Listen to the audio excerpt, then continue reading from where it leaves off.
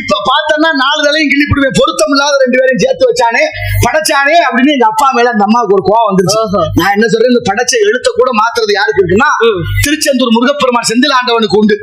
அதனாலதான் செயல்பட்டு அழிந்தது செந்தூர் வயல் பொழில் அப்படிங்கிற அழகான கந்தன்.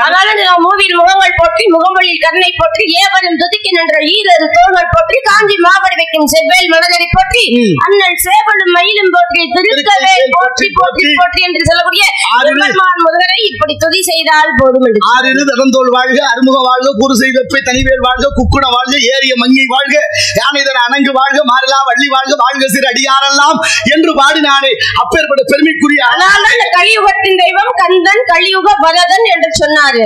அப்பேற்பட்ட கந்தன் பாருங்க, பேசாத குழந்தையும் கூட 5 வயது குழந்தையா இருக்கும் பொழுது தமிழை பேச கொடுத்தான. அதனால்தான் பிள்ளை தமிழ் பாடுவதற்கு குமரகுருவருக்கு பேச்சு கொடுத்த செந்தில் ஆண்டவா என்று சொன்னார். 5 வயசு நிரம்பியும் பேச்சு